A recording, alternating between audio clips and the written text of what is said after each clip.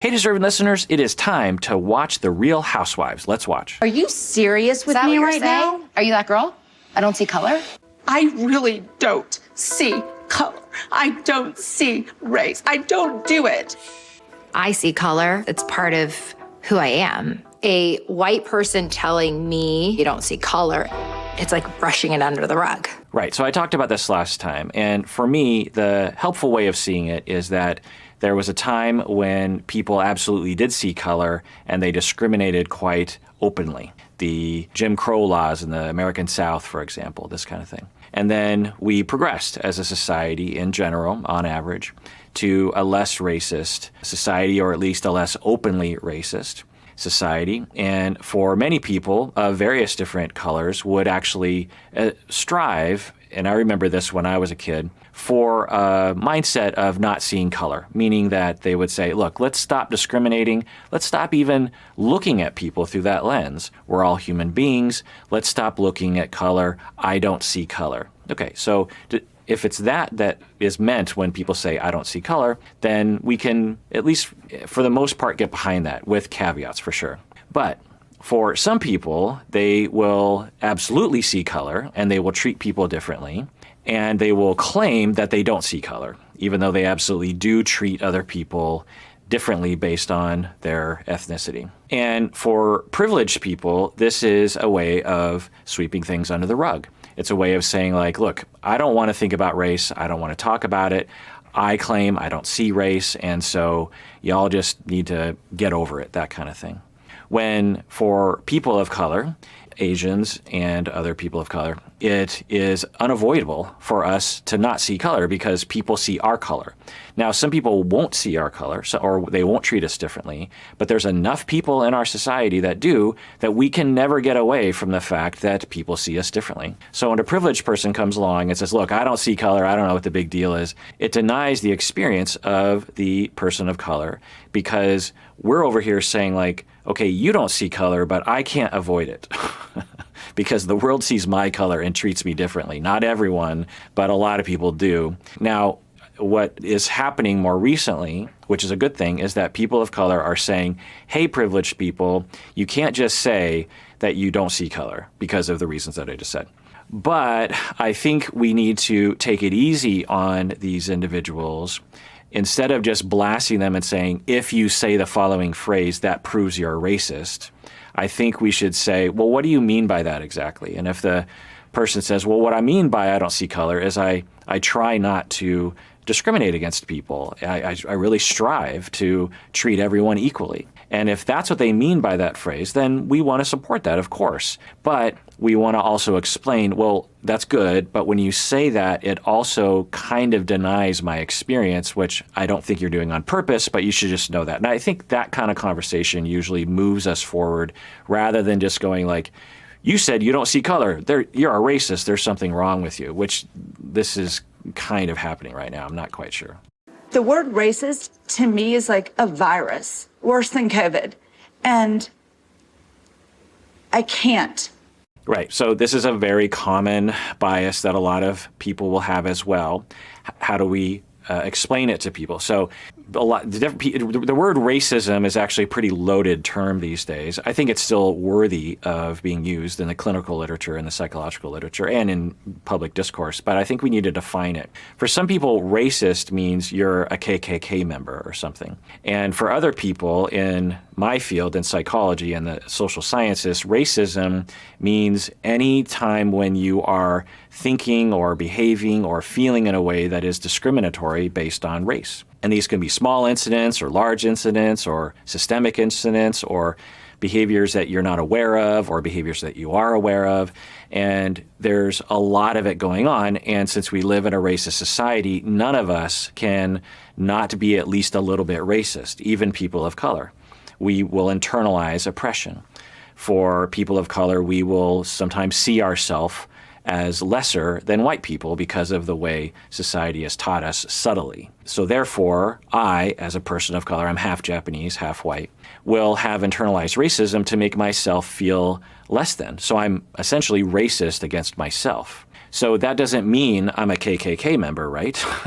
This means that I've just absorbed messages and can't get away from that, from a very early age throughout, all of my years, all these messages and the way I've been treated, all this kind of thing. So what are we talking about when we're saying the word racist? And I think we need to help people like Sutton to understand that when we're talking about racism, we're not accusing you of being a KKK member. We're not accusing you of being an evil person. We're not accusing you of being someone that is out to get me.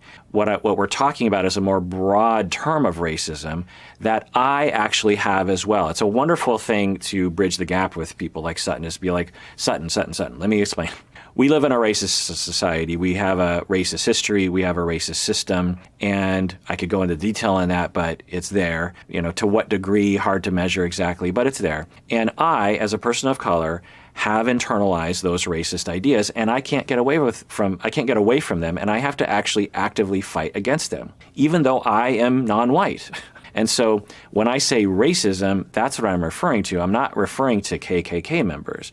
And so when I'm inviting you into a conversation about your racism, I'm talking about all of us have racist ideas that we've absorbed that subtly affect us in ways that we might not understand.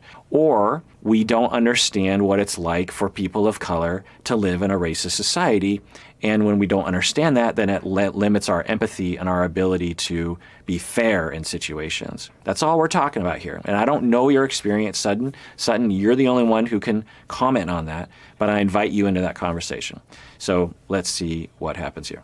To even get into this upsets me. That's how I feel too. I literally have laid in bed at night thinking about my conversation with Garcelle. I don't think you realize the effect that it has on me being a black woman. So again, we talked about this last week as well, and for Kyle, I believe her name is, and then we just heard from her that she lied awake at night thinking about what happened. I'm guessing because she feels mortified. She feels like, oh my goodness, I've done, what else have I done?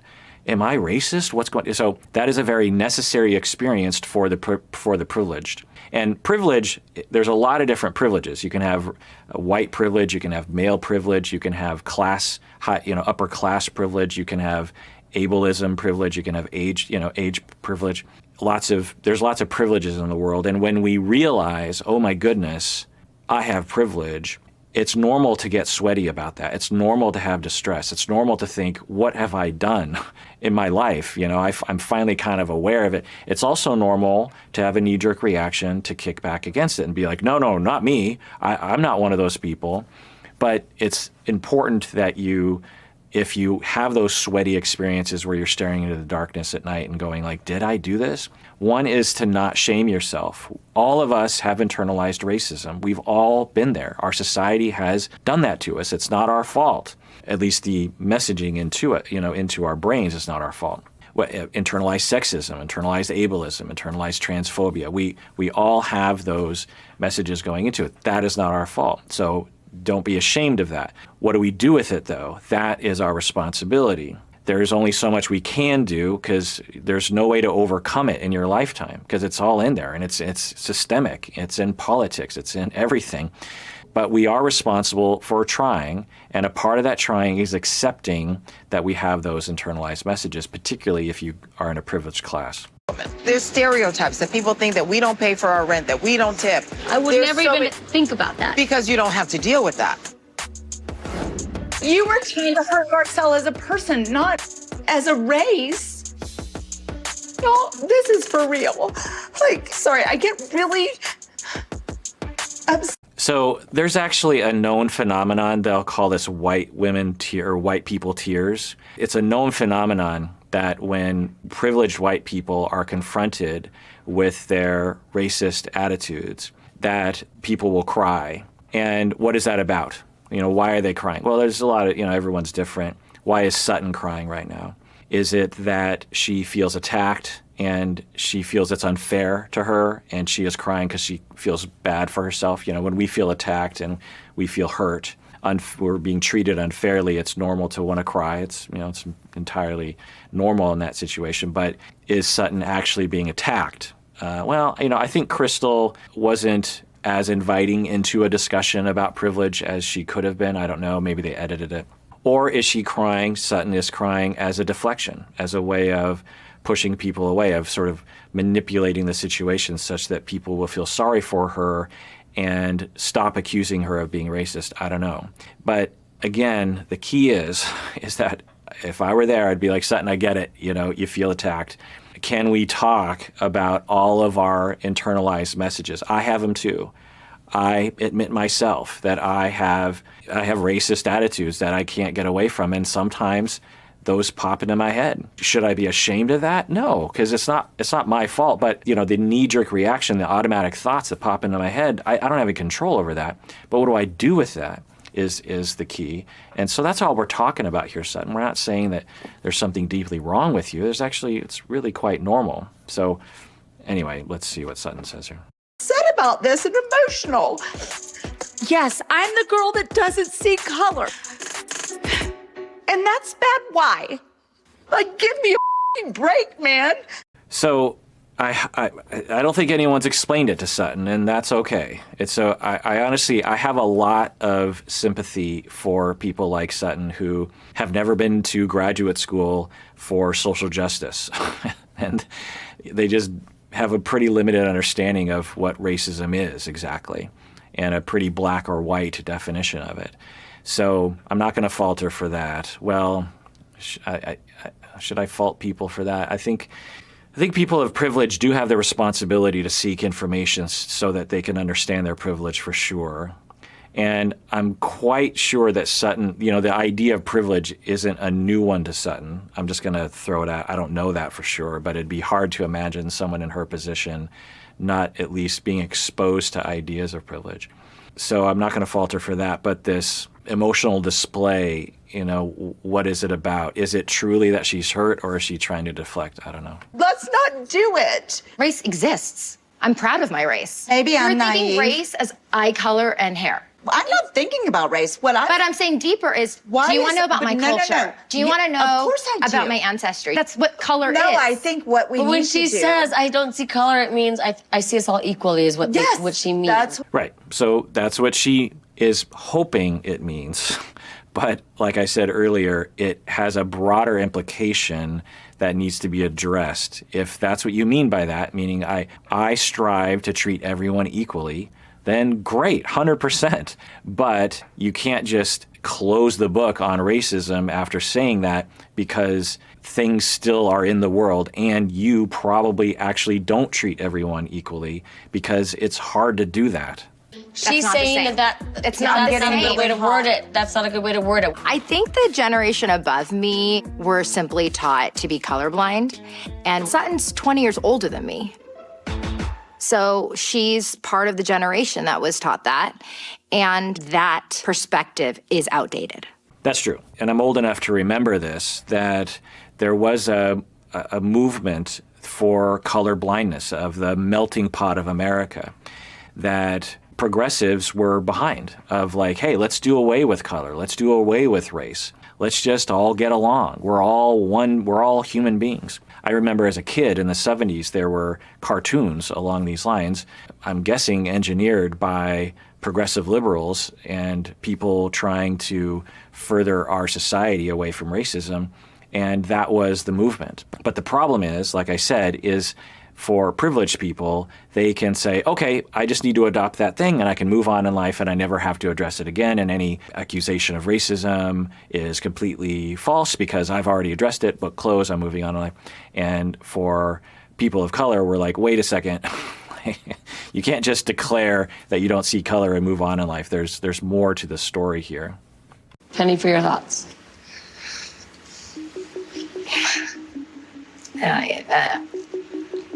I think we can just agree to disagree, I guess. What are we disagreeing on, though?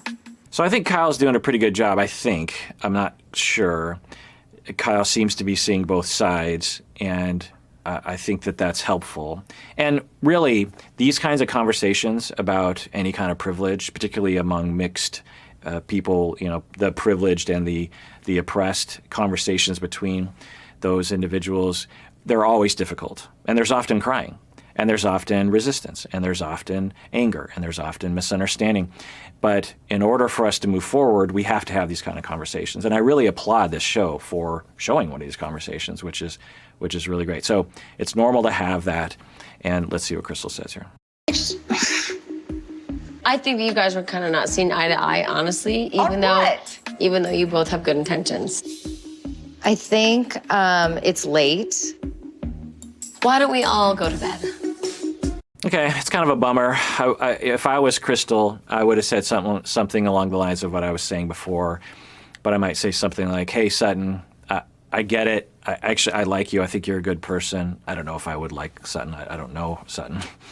But something positive is just like, I get it. You're working hard, and I'm going to take a guess and say that when you say you don't see color, you actually are saying that you're really trying to not be racist, which I applaud 100%. Thank you. And I try that too, by the way.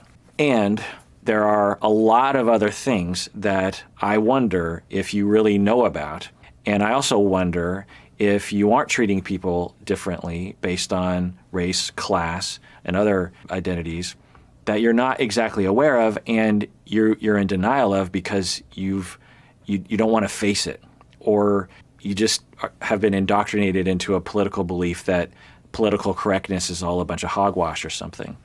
And to tell you the truth, when I imagine that, because I've seen it before and I'm hearing sort of hints about it in your language, it hurts me, because in my life, racism has hurt me. People have called me names, people have treated me differently, and those get under my skin. I'd like to think I could get rid of them, but I to protect myself from them, I can't. They get under my skin and they make me feel like a bad person. And I'm not accusing you of anything, but I am just telling you that the kind of way you're talking, it hurts me a little bit and it scares me a little bit. I do not think you're doing that on purpose. A lot of people in your shoes are mildly hurting and scaring me in ways that I don't think they have any awareness of. And I'm not going to accuse you of that, but I'm just going to let you know that's kind of how it feels to me. And let's have some more. Let me tell you my experience, and if you could just listen to me and understand me, I think that would help me out. All right, well, that does it for that episode. Everyone out there, please take care of yourself because you deserve it. You really, really do.